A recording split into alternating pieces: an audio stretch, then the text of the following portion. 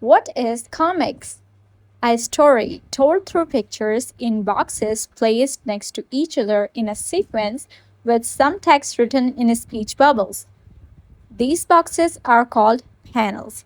So in this video, we are going to talk about the panels tool in Infinite Painter. In editing tools menu, you see the panels tool. When you click on it, you see the toolbar. So we are going to discuss these controls one by one. With the panels tool, you can create a comic style grid. Let's take this picture as an example. In this picture, there are three boxes. These boxes are called panels. The outer rectangular outline around the canvas is the outer frame, and the dividing line between each panel is the gutter. The gutter is basically a divider, or you can say the negative space between each panel. It helps in separating different actions, moments, or scenes in your story. Let's discuss the controls. The first one is the width. This is the outer frame width. This controls how narrow and wide will be your panel. Second one is the height. This is outer frame height. This controls how long and short will be your panel. Third one is the gutter width. You can increase and decrease the width of gutter. Fourth one is the color. You can change the color of gutter and outer frame as well. You can change the color as you like. Once you're satisfied with your comic style grid, click on confirm. This creates a panel layer. Now you can go back to a regular layer for drawing. But panel layer can be edited at any time. When you go back to panel layer again, you can edit everything, like you can increase and decrease the width of gutter and the outer frame. You can edit the gutter as well. Tap on a line to display controls. Now drag handles to desired position. This way you can edit the gutter. And if you want to delete a divider line, then drag one of its ends out of any other line and it will be deleted. So the key benefits of the panels tool is that it creates clean grids layout instantly, so you don't have to draw them by hand. Second thing is it keeps your artwork inside the box automatically. Anything you draw won't spill outside the panel lines. Third one is easy spacing. You can change the size of panels or the space between them in seconds. Fourth one is easy fixes. You can resize or move panels anytime without ruining your drawing.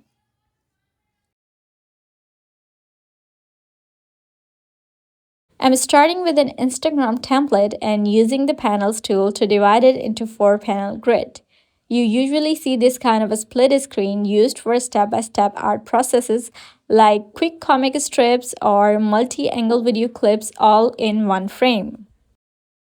After establishing my grid layout, I jump right into the first scene where I start with a super rough sketch using simple lines and shapes just to see how everything fits in a first scene. Once the rough sketch is done, I will reduce the opacity of this layer and then on a new layer, I would add details. I'm using Proco Pencil to add details and I'm using the universal pen here. I'm going straight into adding the details here to give the character a more stylized or cartoon-like look. For this scene, the client is just sitting there with a confused, maybe even slightly scared expression on her face. You can tell she is a bit more well off and she has come over to meet the other person. I'm showing you here the sped up version and you can see me playing with my speed of Proco Pencil. Going faster and slower gives me those nice thick and thin lines right where I want them. If you want a line to look thicker, you can just double up on it with another stroke. Running over it again builds up that thickness easily. As I'm going on, I'm wrapping up the other details and giving the barber girl some love, adding that comic book touch to overall piece. I'm adding quick strokes to her hair, moving fast with the pencil, makes the hair look really sharp and clean. By adding multiple detailed strokes to her hair gives her a more stylized look and it adds depth to the scene. And with that, the first scene is almost wrapped up, where we started with two characters. Moving on to the second scene, I'm drawing a fresh shot of client's face. I'm starting with her eyebrows, showing a mix of worry and a little relief. Since she is an older character, I'm adding more wrinkles to show her age. Her expression is now hopeless, especially after having those scissors coming so close near to her nose in scene 1. She has no idea what is about to happen, sitting there thinking, where did I come to and what's going to happen to my hair? All this worry makes sense because she's never been to this salon before and this is her very first experience with this barber. Moving on to the third scene, I'm starting with the barber girl's eyes, which are closed to show how focused she is. Then I draw her long nose, and coming down to her mouth, she is holding a stick, just like how people often keep a stick in their mouth while working. This scene really brings out a classic old school barber aesthetic. Now, with both hands, she is holding onto the client's hair, getting ready to make her next move.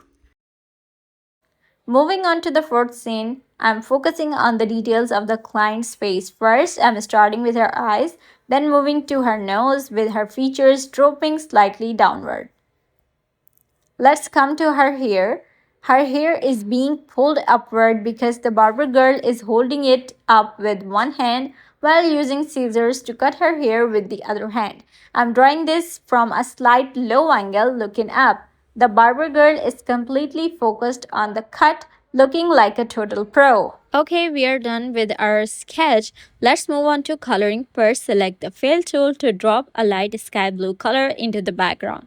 Next, add a new layer right above your base color layer. Select a soft yellow tone. And from the brushes, I have selected a Renoir brush. That is a community brush. We will use this brush to block in the yellow background elements. Its rough texture works perfectly to suggest distant bushes and trees blending into the far background. Now, lighten the yellow tone slightly and use the same brush to add more strokes. This adds depth and reinforces the rough look.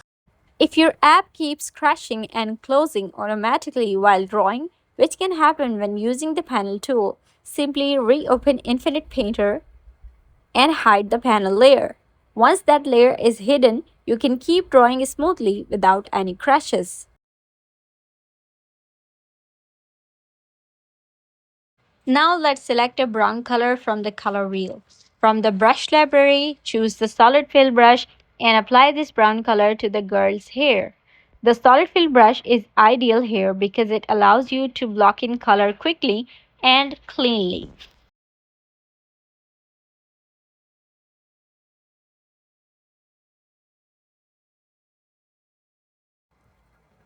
Okay, after this, we will select a muted gray-brown tone and apply it to the client's hair using the same solid fill brush.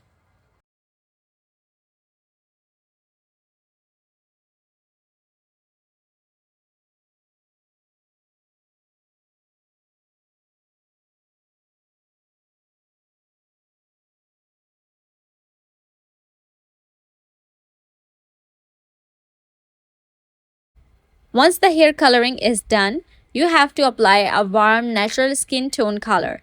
And using solid fill, carefully apply this base skin color to all exposed skin areas for both the barber girl and her client, making sure to cover their faces, neck, and hands smoothly.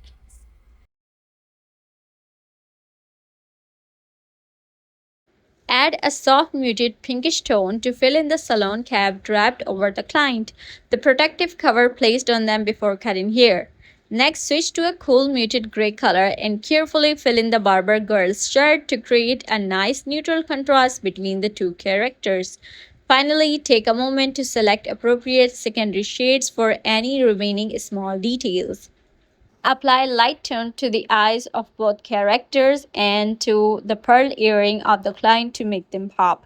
Then use this same bright color to add highlight to hair. This step is key as adding these focal hair highlights really brings the entire drawing to life.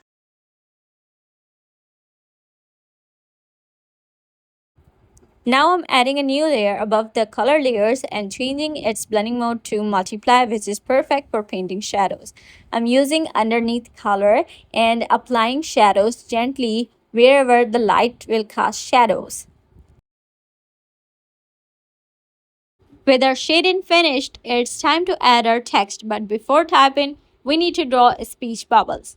Add a new layer right above the panel layer. Now, draw speech bubbles to map out the dialogues. Now using monoline brush, add a thin dark outline around the edges. This gives them a crisp border and keeps them nicely highlighted against the background.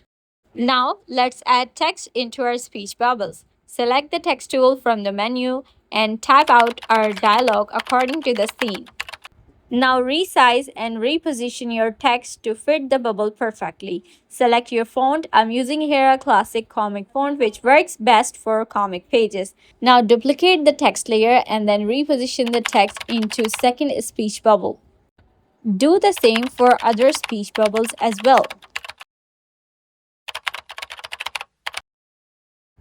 And finally, we are done. One thing I can do, I can change the color of the overall frame. So I will change it to white from black.